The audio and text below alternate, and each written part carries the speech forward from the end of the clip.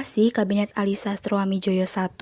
Kabinet Ali Sastroamidjojo I adalah kabinet keempat yang dibentuk setelah pembubaran Negara Republik Indonesia Serikat pada tahun 1950. Kabinet ini dipimpin oleh Ali Sastroamidjojo dari Partai Nasional Indonesia. Latar belakang Kabinet Ali Sastroamidjojo I dibentuk untuk menggantikan kabinet periode sebelumnya yang mengambil sikap untuk mengundurkan diri pada 14 Juli 1953. Dalam hal ini, yang dimaksud adalah Kabinet Wilopo. Pengunduran diri Kabinet Wilopo disebabkan beberapa persoalan seperti sengketa Irian Barat, kesenjangan yang terjadi di masyarakat, pengaturan hubungan pusat dan daerah, serta berbagai tuntutan dari militer. Tak berselang lama setelah pengunduran diri tersebut, Presiden Soekarno menunjuk Ali Sastroamidjojo untuk memimpin kabinet. Sebelum menjadi Perdana Menteri, ia pernah menjadi Duta Besar untuk Amerika dan anggota BPUPKI serta PPKI. Tepatnya pada tanggal 30 Juni 1953, barulah secara resmi Republik Indonesia mempunyai kabinet baru, yakni kabinet yang diberi nama Kabinet Ali I atau lebih dikenal dengan nama Kabinet Ali Sastroamidjojo I.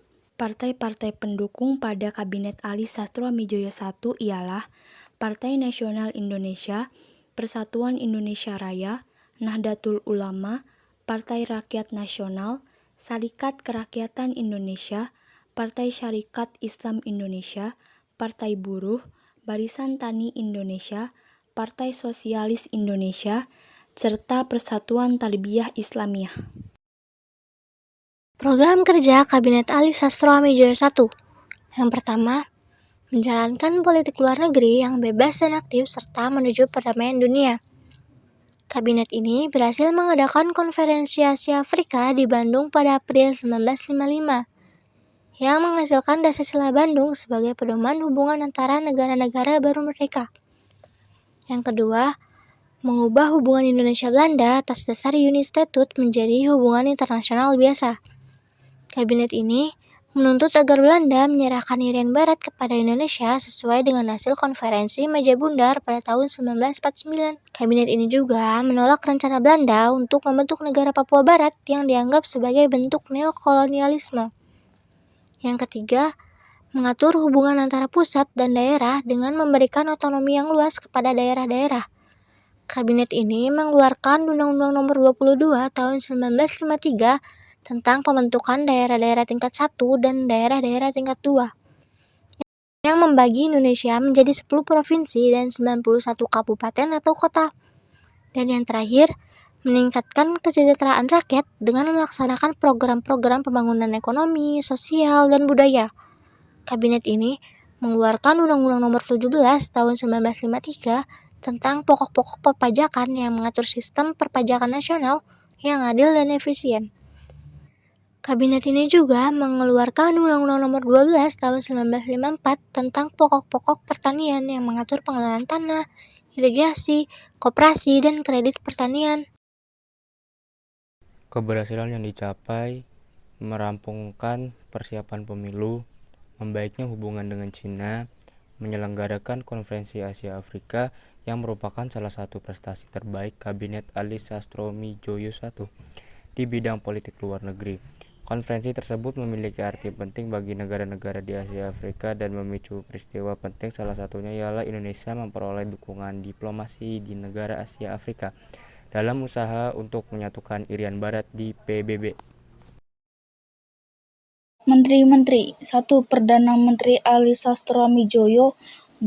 Wakil Perdana Menteri 1 dan 2 Wongsonegoro dan Zainul Arifin.